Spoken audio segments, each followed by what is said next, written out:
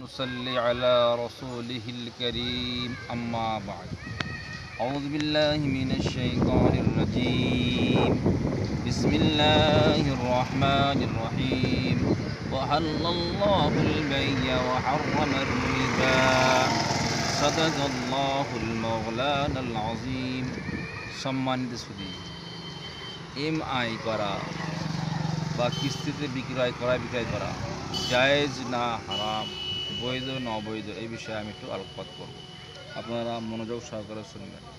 প্রথম কথা হচ্ছে এমআই অবৈধ বা হারাম, কী কী কন্ডিশনে কী কী ক্রাইটেরিয়ায় জায়েজ আছে বৈধ আছে সেই বিষয়ে আপনার সম্পর্কে আমি আলোচনা করব। আপনারা মনোযোগ সহকারে ধ্যান দিয়ে শ্রবণ করবেন।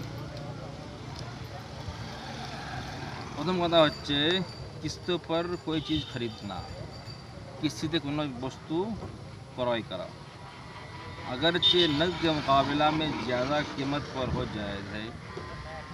যদি নগদ কেনা হয় সেই সময় কম দাম হয় আর ধার কেনার সময় দাম যদি বেশি হয় তাহলে বৈধ। बशर्ते कि कुल कीमत और माहाना अक्सर इब्तदा ही तय कर ली जाए। শর্ত হচ্ছে এটাই, পুরো বস্তুর দামটা ক্লিয়ার করে নিতে হবে যে নগদ কিনলে এত টাকা, ধার কিনলে এত টাকা। ধরে নিন একটা জিনিসের একটা পণ্য দাম হচ্ছে একটা পেন, নগদ কিনলে 10 টাকা আর ধার কিনলে 15 টাকা, এমনভাবে ক্লিয়ার করে নিতে হবে, তাহলে কিন্তু বৈধ হবে, নচেত বৈধ হবে না।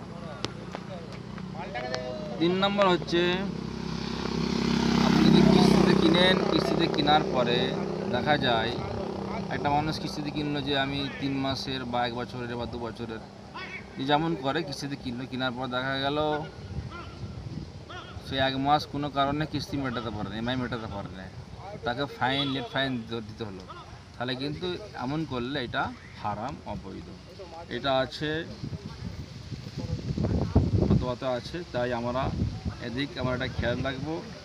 কেন নগদটা জায়েজ আর উধারও জায়েজ, কিন্তু ক্রাইটেরিয়া 3টে থাকতে হবে, এর ব্যতিক্রম হলে কিন্তু অবৈধ হবে। আল্লাহ তাবারক তাআলা আমার সকলকে শোনার চোখে বেশি বেশি আমল করার তৌফিক দান করুন। আমিন। ওয়া আলহামদুলিল্লাহি রাব্বিল আলামিন।